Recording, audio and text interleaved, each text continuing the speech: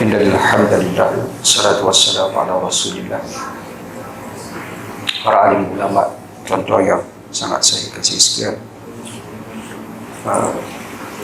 untuk tazkirah yang ringkas daripada saya pada malam ini. Saya sekadar untuk memberikan peringatan kepada hadirin hadirat rahimakumullah. Satu, mengenai menjaga salat. Yang kedua, jangan meninggalkan Al-Quran. Saya bawa beberapa kisah kematian yang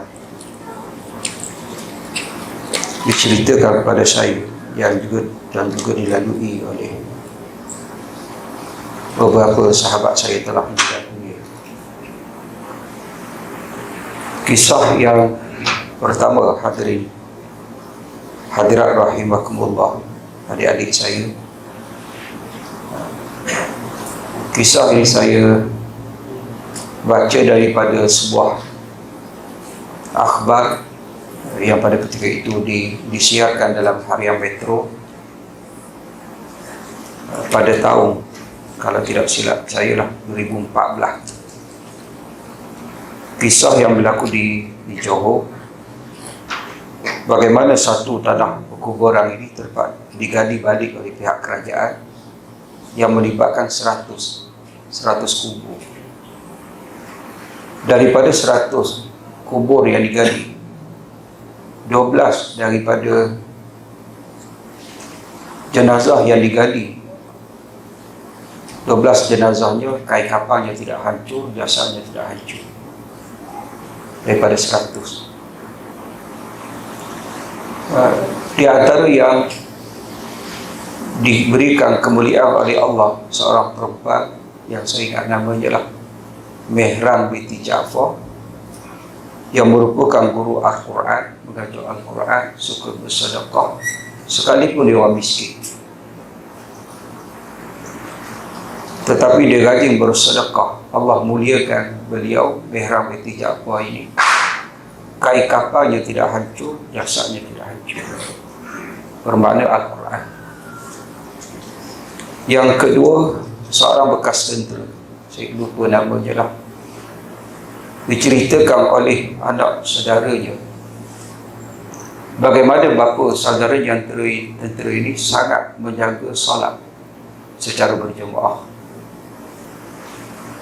Walaupun dalam keadaan sakit, dia meminta kepada anaknya untuk dibawa ke masjid untuk menunaikan salat secara berjemaah.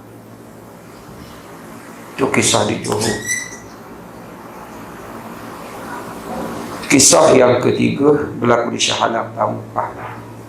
Sahabat saya meninggal sebab sakit jantung. Saya yang pindah daripada Shah Alam, pindah ke Terengganu. Saya datang balik untuk ziarah beliau. Kemudian ajal beliau telah sampai, meninggal dunia. Pada paginya saya pergi ke rumah beliau. Masa itu tak ada orang lah, rantangnya. Bila mana saya cium jenazahnya, hadirin hadirat, dahinya berpeluh. Bila mana dahi berpeluh ini, secara ringkas Nabi SAW menyatakan itu tanda husnul khatimah. Saya menyimpan perkara yang saya lihat, saya tak cerita pada orang. Tetapi rupa-rupanya Allah muliakan beliau ini bukan hanya saya seorang. Rupanya beberapa sahabat yang lain juga melihat benda yang sama, sekalipun telah dimandikan. Dia ustaz, dia bukan ustaz, tetapi dia hidup tanpa dengan Al-Quran. Dia hidup dengan Al-Quran, dia belajar Al-Quran daripada satu guru ke satu guru, kerja di Telekom. Kisah yang keempat ini daripada satu buku yang ditulis oleh Dr. Khalid bin Abdul Aziz Al-Jubair, seorang pakar bedah di Hospital Tentera di Riyadh. Kisah yang berlaku kepada budak lelaki yang berusia 15 tahun. Setelah mana budak lelaki ni, kata Dr. Khalid, dia capai usia 15 tahun, dia sangat menjaga solatnya, sentiasa membaca Al-Quran.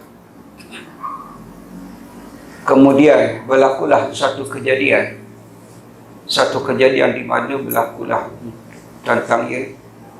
Mungkin dia main tembak-tembak dengan kawan dia, main senapan ke apa, tertembak tentang dirinya. Lalu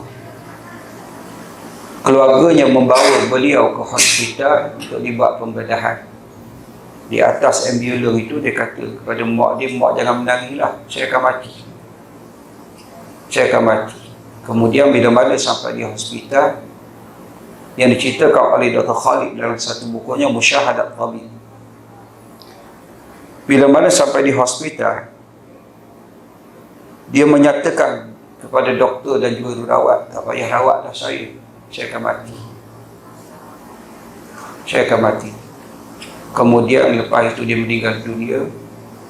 Dan kata Dr. Khalid, pakar bedah ni, aku tidak pernah menyaksikan satu jenazah yang sangat baik kematiannya, itu jenazah budak.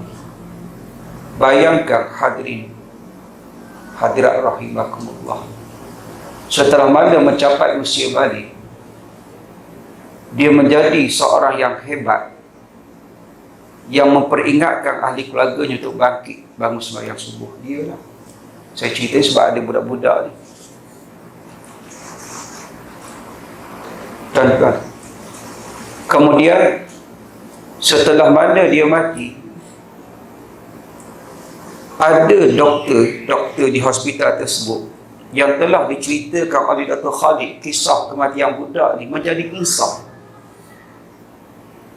berubah. Tuan-tuan, bila mana mendengar kisah budak lelaki yang berusia 15 tahun ini.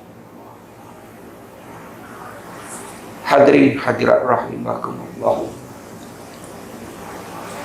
tentang kisah yang kelima diceritakan oleh sahabat saya Ustaz Amir Muttaqi Abdul Ghani, yang menjadi pemandu jenazah, kalau tidak silap saya lah, daripada usia beliau 17 tahun jadi pemandu jenazah. Satu masa beliau menguruskan satu jenazah.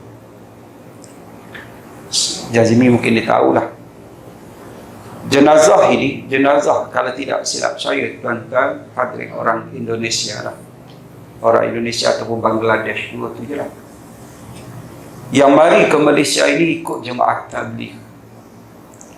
Kerana dia ni pernah belajar dekat pesantren, kemudian masyarakat satu tempat di Malaysia ni minta dia jadi tok imam. Satu masa ketika mana menunaikan salat asar, mengimamkan salat asar, dia meninggal dunia. Dibawa ke hospital. Kemudian pihak hospital Kuala Lumpur telefon Ustaz Amir Muttaqi Abdul Ghani, minta diuruskan. Tetapi pihak hospital menyatakan tak boleh nak urus kerana ada dokumen yang tak jelas lah, tak jelas mengenai almarhum. Kemudian ditunggu, tempoh menunggu sehingga sampai 60 hari, 2 bulan. Kemudian satu ketika pihak hospital dia telefon Ustaz Amir Muttaqi Abdul Ghani, pemandu jenazah ini, Ustaz, dokumen dah lengkap, Ustaz bolehlah nak datang uruskan, ataupun kalau Ustaz tak bersedia kita panggil walai lah. Kata Ustaz Amir, tak apalah, kerana dia yang mulakan, dia akhirkan. Dia pun datang ke hospital. Dalam kepala dia, kata Ustaz Amir ni, macam-macam tuan-tuan bersalah dalam kepala ni. Ialah 60 hari tuan-tuan berada dalam peti sejuk. Cuba kita letak ikan tuan-tuan dalam peti sejuk, keras. Kata Ustaz Amir Muttaqi, dia pun pergi, ditarik tuan-tuan. Tariklah peti jenazah tu, dibuka tuan-tuan.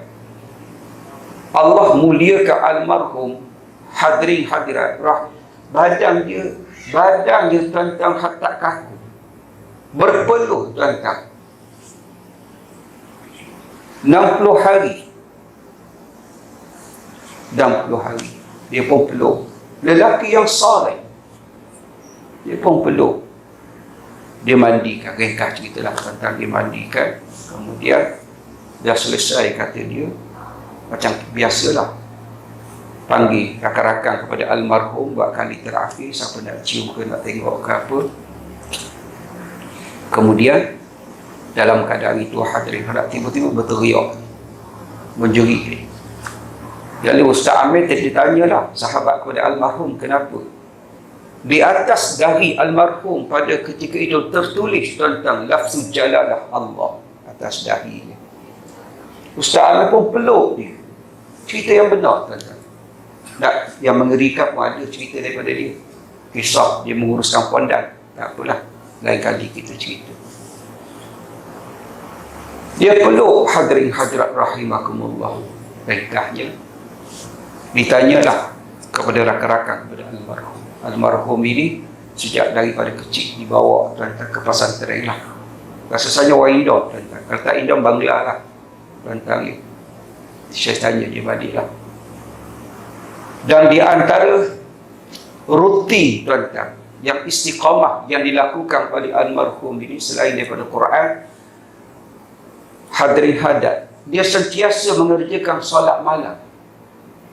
Dan solat yang menjadi rutin kepada almarhum, solat sunat tasbih. Jadi saya nak simpulkanlah, tuan-tuan. Saya ada kuliah di tempat saya lah. Satu, sekalipun kalau boleh berjemaah, itulah yang terbaik, tuan-tuan ya. Jaga sembahyang. Jaga sembahyang, tuan-tuan. Terutamanya adik-adik saya lah. Saya tengok dalam keluarga saya, anak saudara pun longgar, tuan-tuan. Sembahyang lambat. Nak tegur budak-budak dah besar. Adik-adik saya jaga sembahyang. Kalau tak boleh berjemaah, pastikan sembahyang 5 waktu. Sembahyang 5 waktu. Bagus ataupun tidak bagus kita, dia bergantung bagaimana kita jaga sembahyang. Yang kedua, adik-adik saya yang sangat saya kasihi, hadirin hadirat rahim, baca Quran. Baca Quran, tuan-tuan. Percayalah, tuan-tuan, dua perkara ini dia akan memberikan kita kemuliaan, tuan-tuan. Tuan-tuan nak cerita banyak lagi, tapi saya boleh simpulkan, tuan-tuan jaga Quran. Artis yang meninggal, tuan-tuan, dia dulu artis, dia penyanyi zaman Piramli, Habibah Yaakob. Kalau tuan-tuan biasa tengok cerita Enam Jahanam, ada satu lagu yang dinyanyikan oleh Nora Azizah. Lagu tersebut dinyanyikan, tuan-tuan, oleh Habibah Yaakob. Habibah Yaakob dia kahwin, kemudian dia berhenti menyanyi. Dia anak murid kepada Tan Sri Hassan Az-Zahari, bapa kepada Datuk Jalaluddin Hasan. Allah bagi diri keistimewaan buat tuan-tuan hebat Quran. Bila mana dia berhenti jadi pelakon, jadi penyanyi, hadirin hadirat, daripada kelebihan tersebut dia mengajar rakan-rakan artisnya, tuan-tuan, Al-Quran. Allah muliakan, tuan-tuan, Habibah Yaakob ni. Dia meninggal, tuan-tuan, ketika salat subuh dalam sujud. Allah tak kira satu. Tuan-tuan, kurang-kurang kalah wasai, tuan-tuan. Adik saya ya, baca Quran. Tuan-tuan, kalau kita cerdik, kita bodoh, Quran tak ada nilai, tuan-tuan. Kalau kita hebat, kita tak sembahyang, kita tak ada nilai sekepek pun, kata orang. Jaga sembahyang, pastikan boleh baca Quran. Saya tutup dengan sebuah kisah. Saya pernah dipanggil satu sekolah sains lah, tuan-tuan ya, untuk bagi ceramah. Saya bukan berhenti ceramah, cuma diminta. Bila mana saya sampai di sekolah sains ini, hadirin hadirat rahimakumullah, saya tanya pelajar perempuan. Cuba angkat tangan, siapa yang dah khatam Quran? Saya rasa tak sampai 20 orang daripada 400 pelajar perempuan. Tu budak cerdik lah. Pelajar lelaki saya tanya, balik rumah siapa jaga solat berjemaah? Daripada 300 lebih pelajar lelaki, 7 orang saja yang kekal jaga sembahyang berjemaah bila mana balik daripada sekolah sains. Tolonglah, tuan-tuan ya, jaga sembahyang, beri penekanan tuan-tuan kepada anak kita sembahyang, tak bangun solat subuh atau tak simbah dengan air tuan-tuan. Tentang ia sebutlah macam mana anak kita bukan anak yang baik kalau dia tak sembahyang, suami kita bukan suami yang baik kalau dia tak sembahyang, isteri kita bukan isteri yang baik kalau dia tak sembahyang. Itulah sekadar daripada saya. Saya minta maaf kalau ada bahasa yang terkasar tuan-tuan hadirin hadirat, kalau ada kesalahan perbetulkanlah saya minta maaf tuan-tuan ya. Wallahu ta'ala alam. Assalamualaikum warahmatullahi wabarakatuh.